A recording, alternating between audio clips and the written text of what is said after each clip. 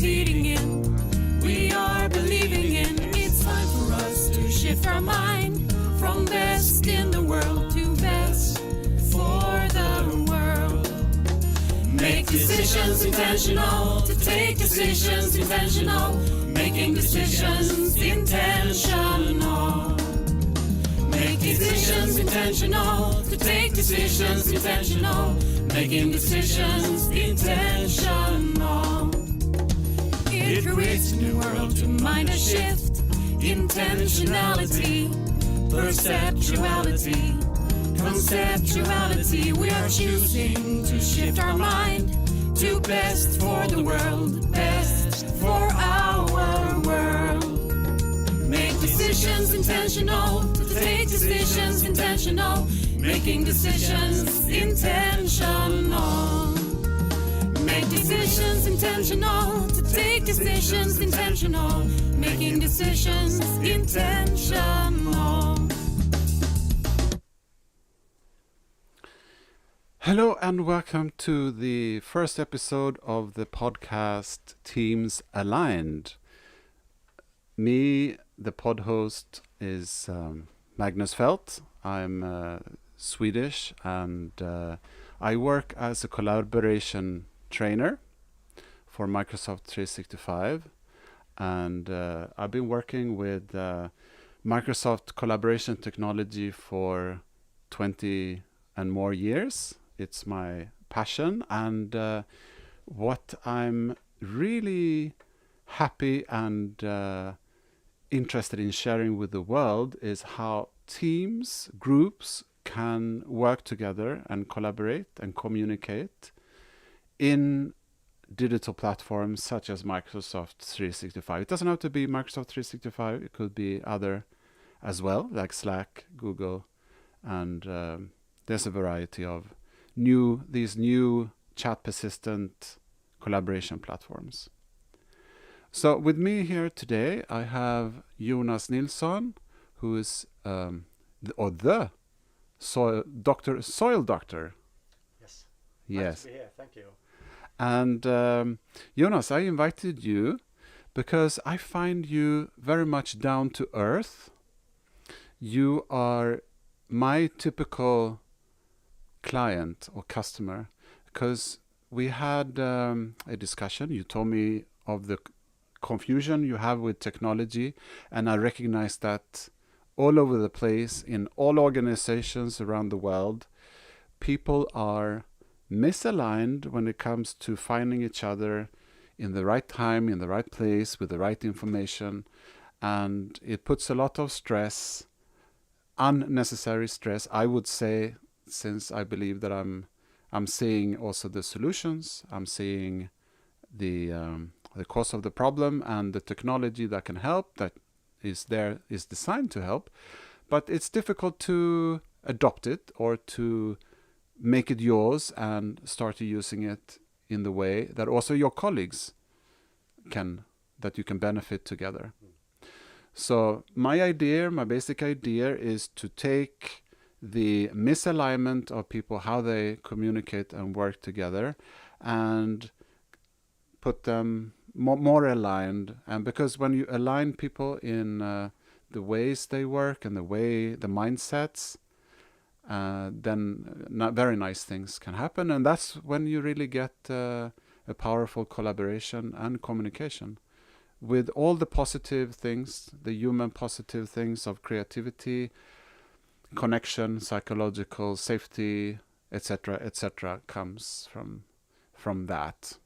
But if you don't have the alignment in mindset and routines, the ways to work, you don't get that benefit. Well, it's interesting that you say that, because we spoke before about this. You have so many tools. Some want to use Teams. You have Slack. You have Zoom. Mm-hmm. And we work with Slack in my group at Emprogage. And I remember I was going to send my first message to the group. I went in like, where's my Jonas, soil doctor? So I wrote a message there and I sent it, I thought. But no, and I got no response. I thought, it was so boring. I was sending a really nice message here with pictures of the trees that I plant, and nobody responds. Yeah. It's Friday, come on. Uh-huh. And then I realized it was like writing a letter. I didn't go to the mailbox, so that was and. Oh, you didn't put the addressee, right? No, You didn't nothing. say. Yeah, Just yeah. I wrote to myself. Uh-huh. And it's quite there are many things that you need to learn. You think you know how it works, but sometimes someone else has another idea of Yes, how it's very much learning by doing. That's what I believe, and it does take a lot of energy, and you need to focus on it. And if you're interested in technology, you get that quite easily, or you will do that, put that effort. But the majority of people are not. Maybe they are interested, but they don't have the time because they are supposed to do HR. They are supposed to do supply chain management. They are supposed to do their work.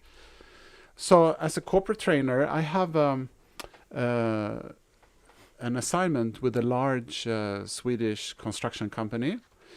They are 20,000 people all around the world, different time zones. And so a collaboration platform like Microsoft 365 is very useful for them. But I see that many people are doing like you. It's so common. And of course, trial and error. And I'm brought in there to do training, but I can't, I reach only that many people. And then, for example, in Microsoft 365, there's the tool called Teams, and you have different teams, and in each team you're supposed to have channels. Normally, by default, there's only one channel created, the general channel. But if you then create a post like you did in Slack, you maybe you write the title and you write a very nice message and images and so forth, and then you press submit. And I've heard a lot of people getting back to me, but it doesn't work, this working in channels that you propose. Okay, why not? Let's take a look. Because I don't reach people, or I don't see the messages. It's because this addressing of the message is missing. And I have a story that I like to share, how you can make it fun and effective of finding out how can we actually reach each other in a group. And maybe I can share that in a bit. I did some training that I turned into more workshop, and it was very appreciated by the participants. So the idea of this first podcast of the pod with the name Teams Aligned is to connect it to the theme of this broadcast, Best for the World. It's Choose Wisely, which is the theme.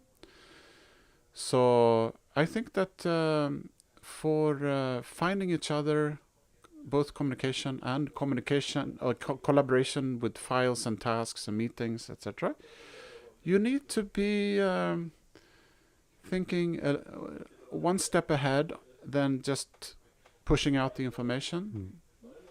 You need to think of how long should this be available. Maybe when I'm not part of the team, the new members of the team should continue with this. It's a new kind of thinking, because normally we send SMSs, we send emails, we send meeting invites, but nothing of this will be for the future members, or even for myself, future. It's very rarely you go back to an email and try to find information these days. It's more, we are looking ahead, and we need the information now. Where is it? And then going back to SMSs or chat, emails, it's not really the way our brains, or that we should do it, I would say, because the modern collaboration platforms are not supposed to be like that. You're not supposed to use your brain to analyze, oh, where is that information? Who did I talk to? And you go back to email, and no, that's the old way. Instead, you use the search.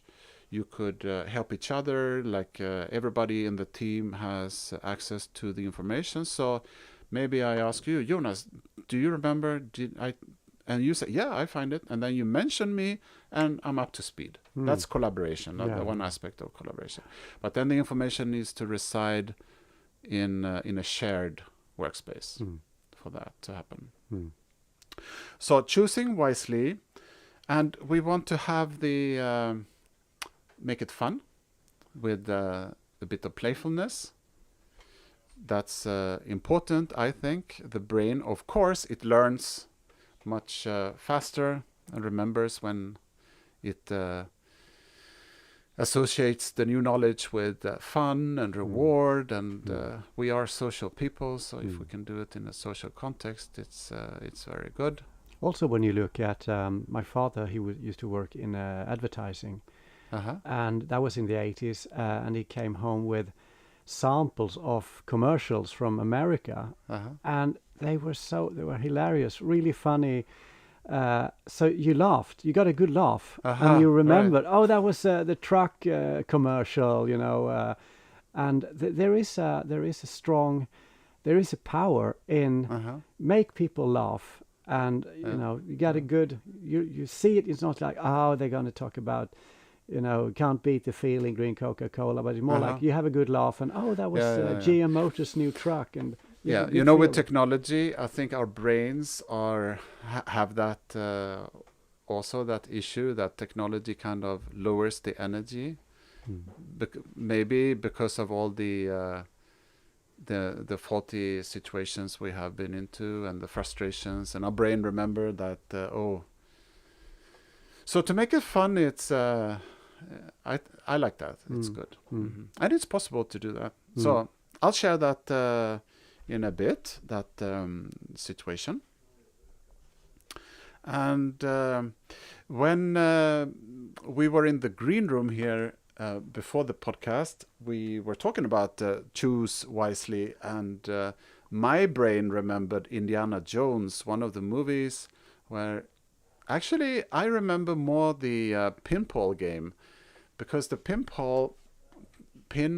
what's it called? Pinball machine. Like, pinball. In Swedish, it's called flipper. Flipperspel. Yeah, flipperspel. Pinball.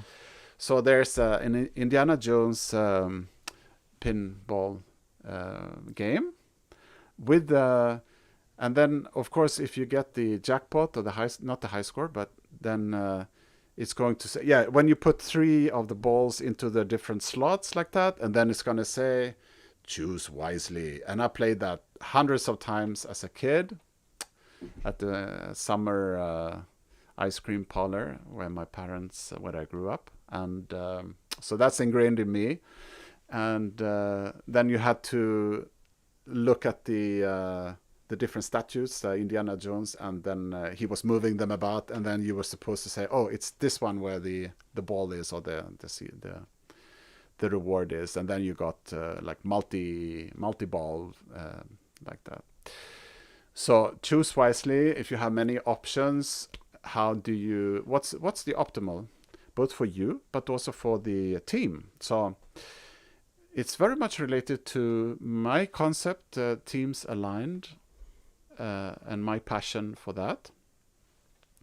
So let me tell you now about the situation when I was doing more playfulness and more making it more alive, and the participants were quite grateful. They said this is a creative way of making technology training. So you said that this opportunity was kind of created by hazard, like there was a condition that there were fewer people, so you came up with another idea, and you created this kind of improvising. Exactly. So the issue that I had as a collaboration trainer for 20,000 employees was how to reach out, of course, how to get reach the people with the message and the training. So last year we did a campaign with all the team owners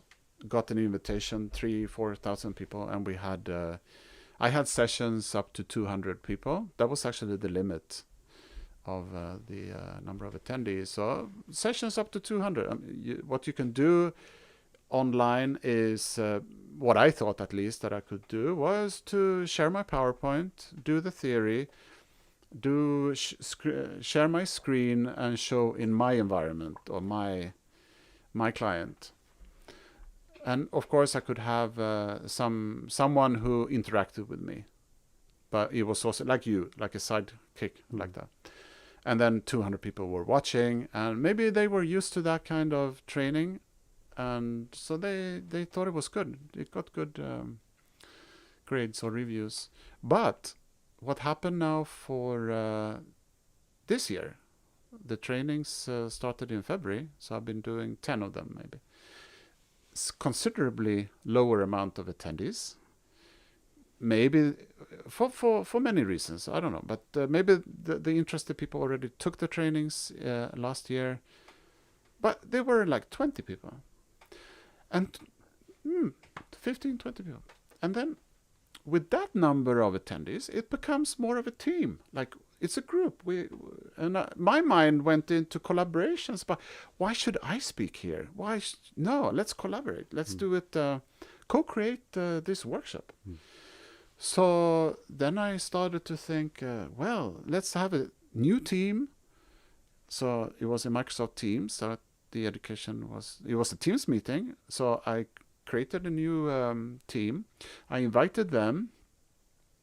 And then I set up more of a lab scenario than classroom scenario, a monologue. And I invited them to test out hypotheses based on like scenarios. Like, now we are working together, and you Jonas, you want to reach me, and you write a new post in this channel. What do we believe will happen? And then someone said, I believe that this will happen. And others, is that... it's going to be that? I thought that when I write like that, everybody will get the notifications. No, it's not like that. The default setting in Teams is that a new post in a channel does not trigger a notification. It did in the beginning, but then Microsoft changed it because people got too many notifications. So technology is changing, and you need to constantly vigilate and say, does my hypothesis still work? If I do like that, will that be the end result for the other people? So communication is very important. You need to talk to people and ask, I'm doing like that. Is that good for you? Does it work for us? So then we ran maybe 5 different labs like that. Like I felt like I'm a scientist, in fact. So I said, let's look at my screen. I have these settings here for my notifications. So I was in the notification setting interface, showing that what you can do, and I said, okay, now I leave it as default, and now Jonas, you are going to do that, and are we all following this? Yes. Okay, Jonas, execute that, and we saw the outcome, and people said, oh, okay, yeah, it was very basic, and then slowly we went into more advanced settings and said, okay, if I do that, I turn off that notification, which means that when Jonas does that, I'm not going to get anything. And that scenario is very good if I want to be focused, I want to have deep work, I don't want to be disturbed, but then I need to turn it on afterwards, like that. And I think it was fun, because if you do this in the real environment, of course, things will happen that are fun. Fun, humor, and fun. It's kind of unexpected things that you expect something, but then something else happened. And if you have 20 people with their own computers, of course, funny stuff happens. So I was thinking this could really be packaged and given to teams, groups, and say, here's a lab for you to do. And then everybody who wants to participate, not everybody would like to do that, I'm sure, but considerably group of people are saying, okay, let's run this lab. And let's look at each other's screens. Let's see what's it like for you. And then you also come to understand that other people work in their brains. They consume information in another way. They don't hear the sound. For you, the sound is very important, but the bring of the notification, they have turned it off. What? You turned it off? Yeah. Oh, so disturbing. Oh, did you turn off the banner? But that's visibly. No, I need that. No, I don't want that. So, yeah. Oh, no problem. I don't think it's so important. But we also had another literary reference. You came up with the Hitchhiker's Guide to the Galaxy.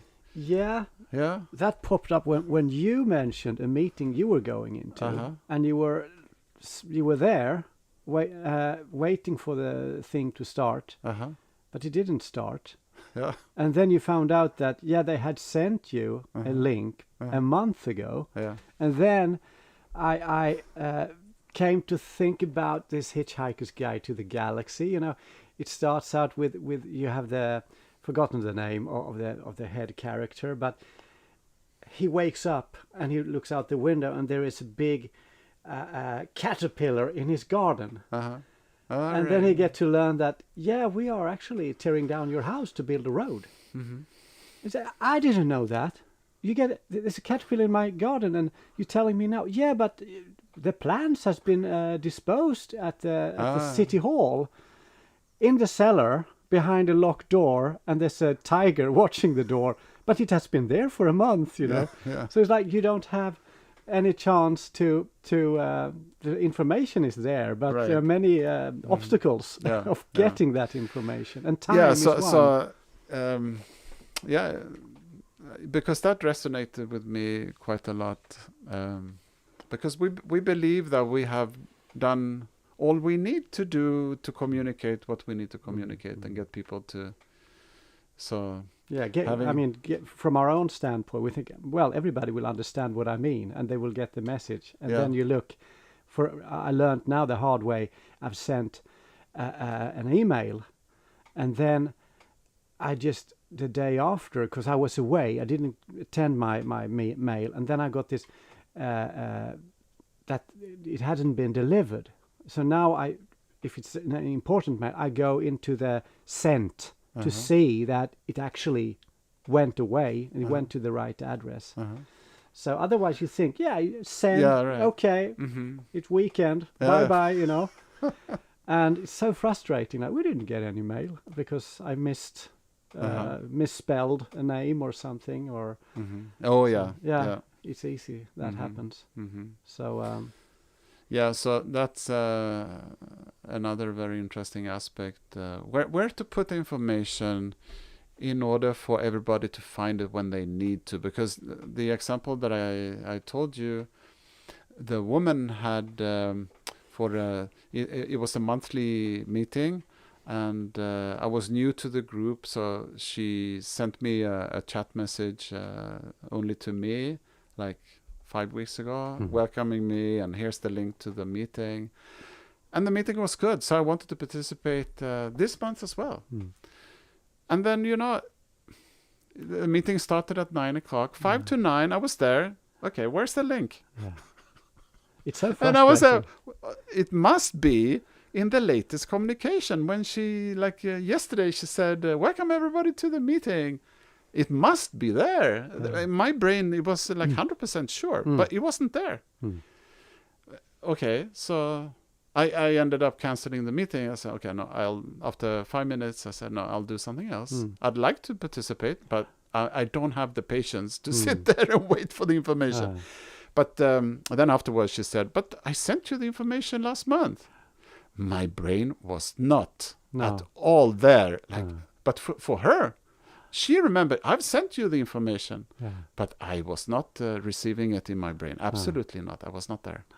And that's interesting because I expected the link to be in my calendar, because I had the calendar event, and there is like a link field or column for meetings. And that's where I usually click.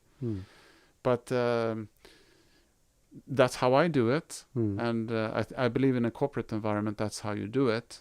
So I was this was outside the corporate. So, but it's a typical example that she was lacking the empathy kind of for. I sent it 5 weeks ago, so he should be able to find it. But I mean, in our world, it's 5 weeks. That's a long time. It's history.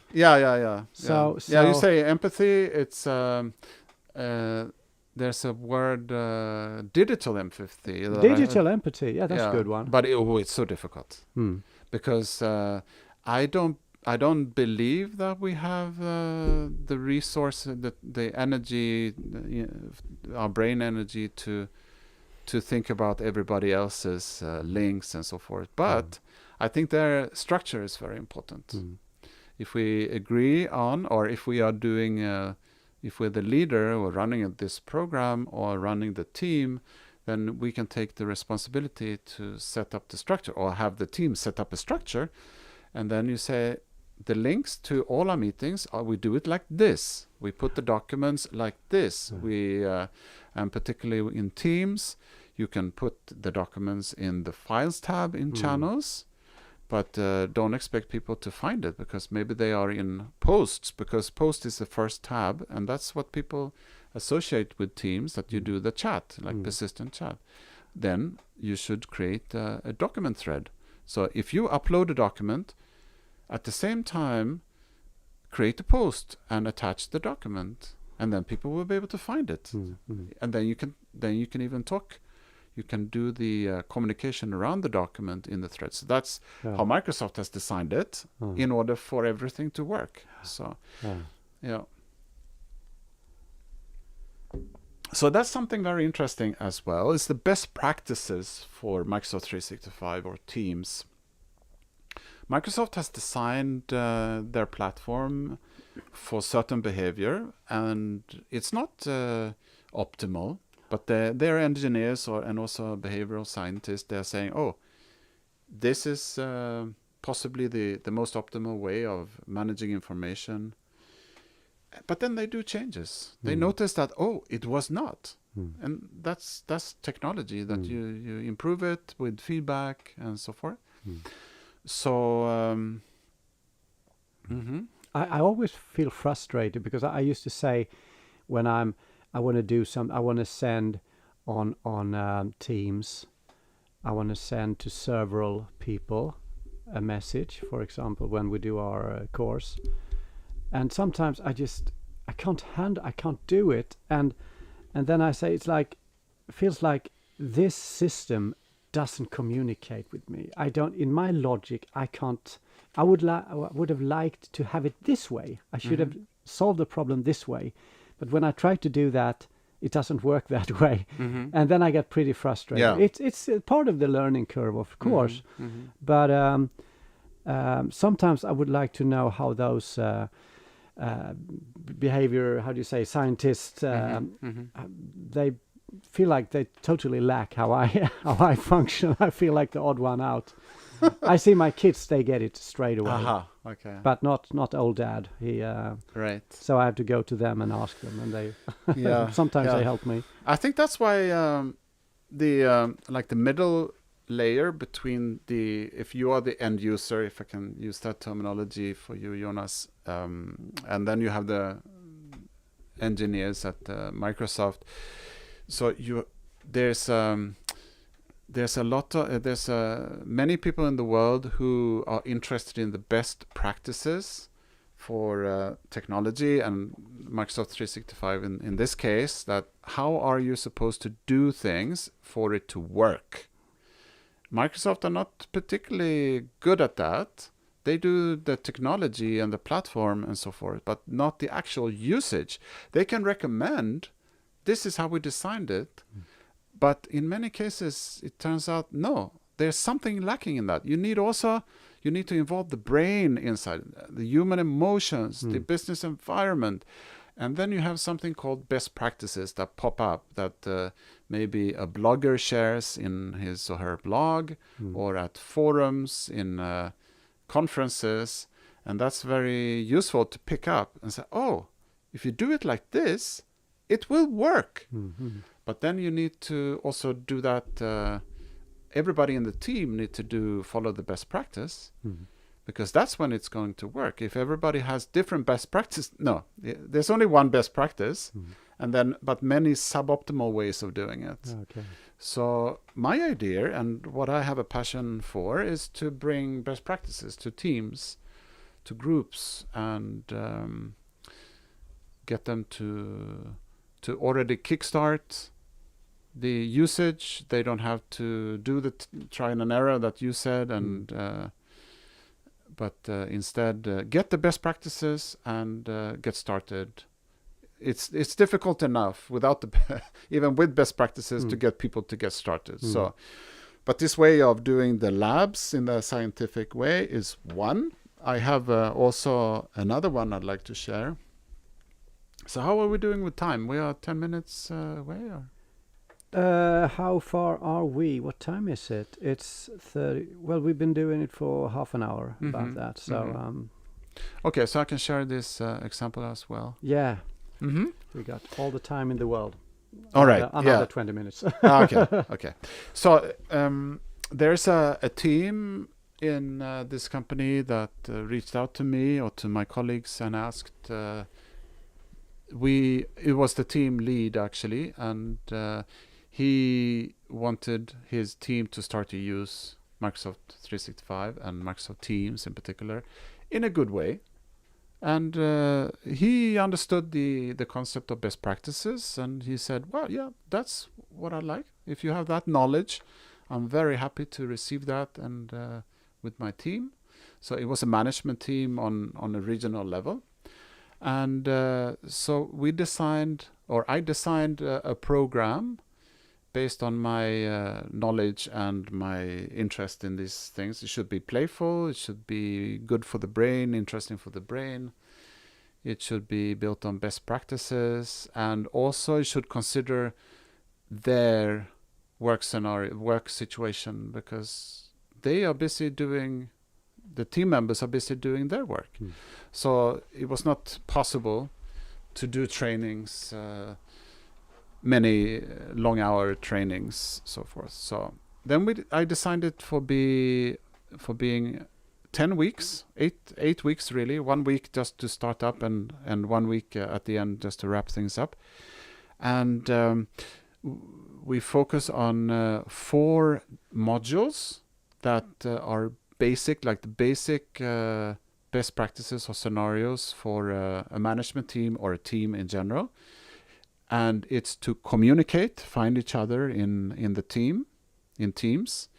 It's to do the meetings in a good fashion. And here we have a process with before, during, and after the meeting, the setup, the meetup, and the follow-up. And then we have shared tasks as well, that during these team meetings, things are discussed, and some people say, I can do that, and but then these tasks tend to fall between the chairs or not being followed up, and not having a deadline and so forth. So there are tools and best practices for that, and also for the shared documents, as we discussed before. You can put the documents in the files in Teams, but then people need to know where is the document. You have the possibility to do the co-editing, that you edit at the same time, and you can actually have a Teams meeting and work in the document. It becomes quite effective to do that. So the program for 8 weeks with the 4 modules, we have 2 weeks for each module. So the first week we do a meeting, half an hour meeting, with checking what did we do last week, how did it go, any questions on that. And then we present the coming week, which is the next module. And there's the best practice for the team, And usually that's like a process on the team level, which maybe the team lead is interested in, like following up on tasks to see the status of all the tasks. But then you have the individual team member who needs to participate in a certain way in order for this to work. That's the whole purpose of having a team, that the members are putting in their effort in the right way, communicating, collaborating, doing things. So for each of the best practice process, there's a routine for the individual that has been designed, and that's designed by me. And it's a routine that is it's taking the technology into consideration. What is the best thing to do technology-wise? Which app, which interface, which information, like that. But it also takes the human being into consideration. What's the easiest for the human being to do? It should, because there's a lot of things in technology that you can do, but they are too complicated. The brain just says, I don't know. I don't want to do this. But you have to do it because that's your work. It's part of your role, or as being a team member. You should do that. You should learn to do that. But we have so many negative emotions towards us. So my idea is we need to work with our brains to make, that's humor and playfulness, and the brain actually wants to do it. So I use also a theory of habit formation called Tiny Habits by Professor B.J. Fogg at Stanford University in California. So he has designed a method for getting habits into our system and keeping them for a long time. So based on that, I ask myself when I design these routines for this team coaching program, what is the smallest, most useful thing that a person can do who is a member of the team? And for example, with tasks, it's to open up the interface of My Day that is in different places in Microsoft 365. For example, there's an app in Teams called Planner. There's a to-do app in Outlook, also for the mobile. So Microsoft is going very hard on this My Day. You can plan your tasks, and you can get them from different places, your emails, but also from the team and your personal tasks, etc. And then, so the most simple routine for the individual that is very valuable is to open up the My Day and find the tasks that have the due date of today. So if you are the team lead or the meeting organizer for the team meeting, and there are 10 different tasks for the meeting, and if you set a due date for the task, and you know that we have this common routine that everybody opens up My Day at the beginning of the day, they will see this task on your due date, on the agreed due date. Because tasks, similarly to communication, it's very difficult to know. Your brain has to churn. What task do I have today, and which team, and what meetings? It gets overwhelming. Yeah. It's very taxing for the brain, takes a lot of energy. So instead, technology can help you. You can get all the tasks that have due date today in all of Microsoft 365, but you need to perform this little routine, clicking into My Day, and then here you go. But you need to do it. So you do that, maybe you go grab your cup of coffee, go to the office, then but the problem is to remember to do it. Of course, yeah. And it takes some time to establish a routine. They talk about several months, but then it becomes a part of your behavior. They've been doing research on that as well. Bad habits come quick, but good habits take a little bit more time. So so that's why the following week we have the meeting, the first week of the module. We go through the routine. The routine, it takes normally 2 minutes to go through. Like, do this, da-da-da. Everybody's able to do it. They have the technology in place. Fine. Monday, you should perform it. Tuesday, you perform it. Wednesday, Thursday, Friday. 5 days next week. Are you in on this? And some are not. They say, no, I don't have time. I don't want to do that. Okay. But the majority, at least, they say, yeah, I will try it. And then come Monday, I post, then in this management team, I post a message in the correct channel that is called training, and asking them with a video, 2 minutes max, hi, it's Magnus. Did you perform your routine today? And actually, I'm not interested in yes or no. It's fine. It doesn't matter if you didn't do it. But let's discuss why. In case you didn't do it, why didn't you do it? It's for you to learn about yourself. You did promise to do it. Why didn't you do it? And for tomorrow, can you do it better? What do you need in order to be able to do it tomorrow then? If you want to follow along the team, because your team members are also doing this. Yeah. But I mean, you set up these routines. I mean, I like routines with age and experience. Routines is like the backbone of your work. I like to have, I mean, usually they would probably notice that having this routine eases my work. I mean, you have this, you got a good view of what is happening, and you know what the other ones are doing. You don't feel like you've been left behind or excluded.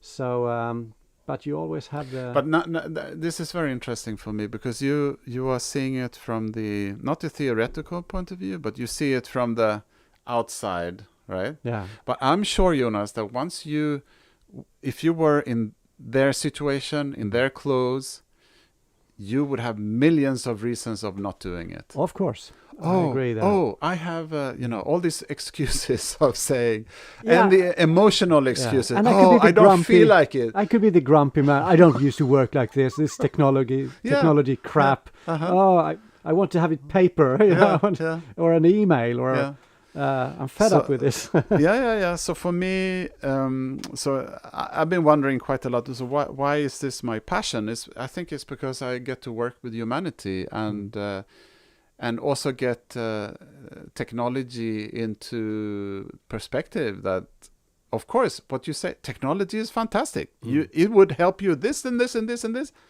if you would use it. But the usage is really key.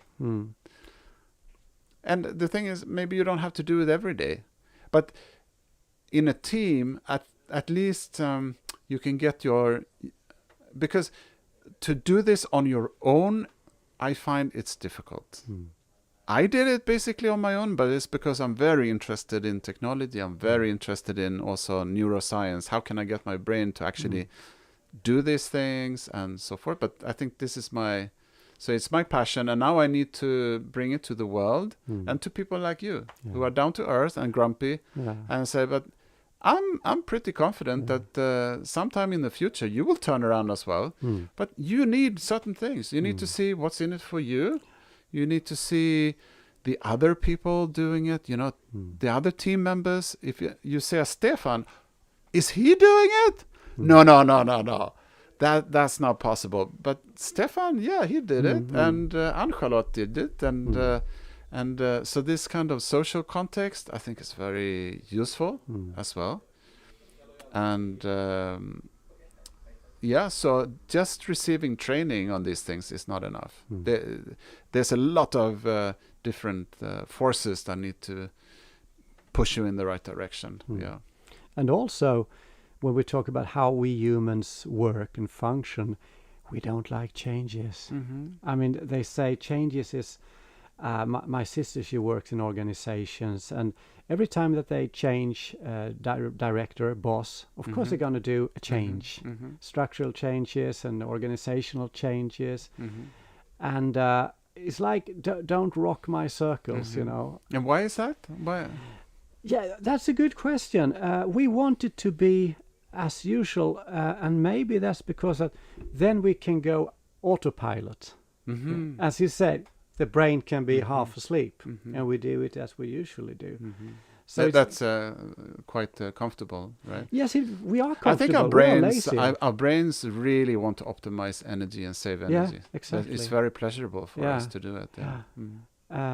I mean, that's a quite interesting area to see people. They are doing stupid things and things that harm them, but they don't ask the question, why do I do this? Well, I've always done it. My father did it. If you look at soil doctor clients or 365 applications as you do, it's to change things could be hard, and also helping people to be more efficient is so hard to help.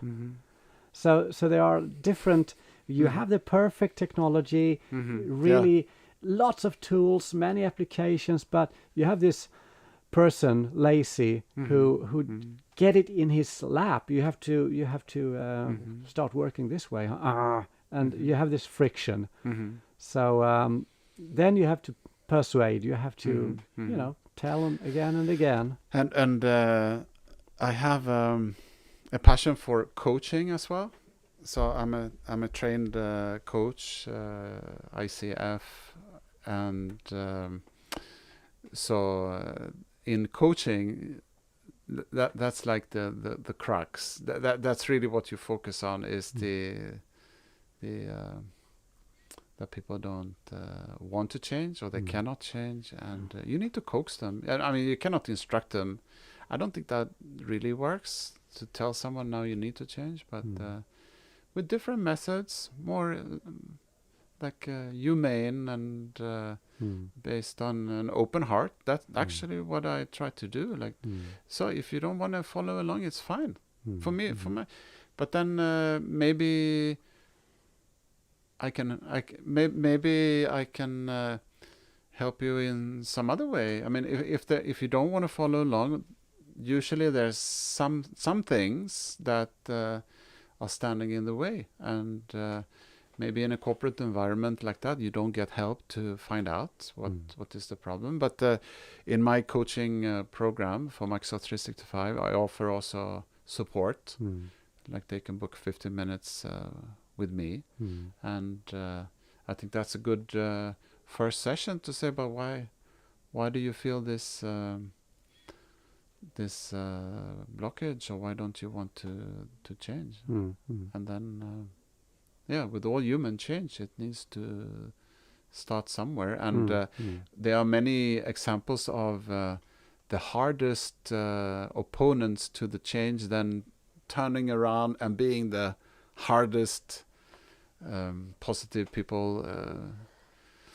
So you just have to find what's keeping them in that direction, and then you need to become friends with them, and you show them that there's also something for them in this, and they are not going to get lost. They're going to get the support they need, and there's actually, if you use this technology, you will actually be able to be promoted. It's like AI also. People feel threatened by AIs, and but by embracing it, and you maybe will get a better role or a work position where you don't have to do all the analytical work, and the AI can do that. And I remember we had in a project, we had Zoom when we were communicating with our students, and then we were planning. It was in the middle of the summer. We were planning for the next semester, and then they said, "Yeah, we have taken the decision to use Teams instead."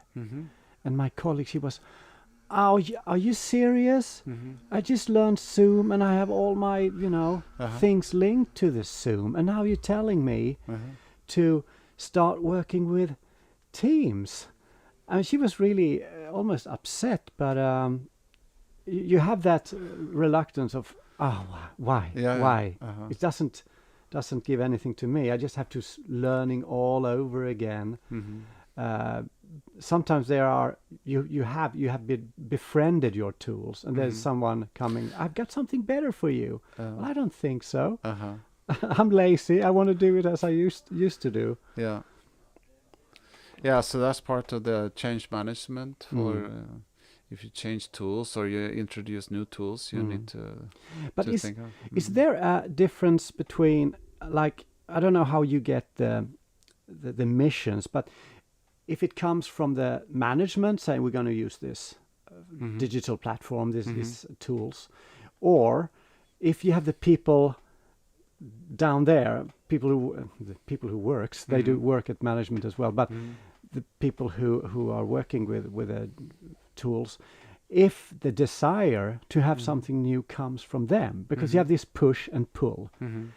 You have a team working and they say we should need something more efficient so we can work in this way. We see that our clients, they want different digital tools, and we want to incorporate new, because then there is a desire. Otherwise, it's just someone up there telling them. Yeah, what I think of when I hear you say that, maybe that's the what we can, and then we should wrap up the podcast. Yeah. But I have one scenario for that this week, and we were in a workshop with Miro, an onboarding staff member of Miro. This.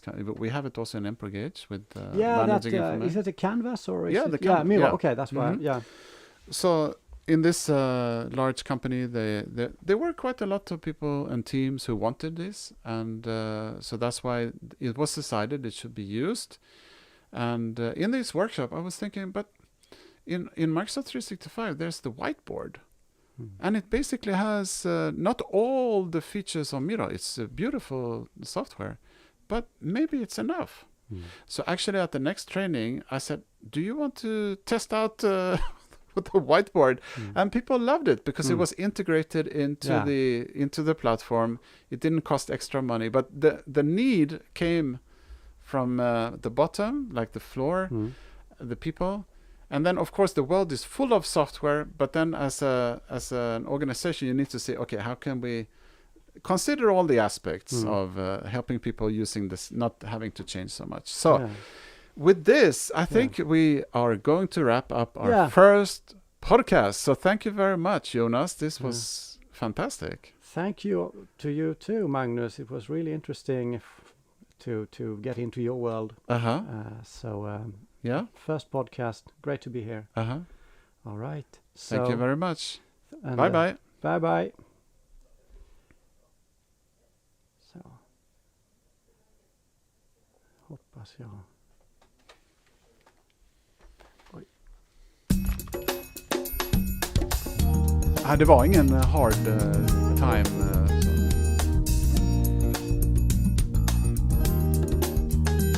We are creating the world we're now living in. We are competing in. We are repeating in. We are believing in. It's time for us to shift our mind from best in the world to best for the world.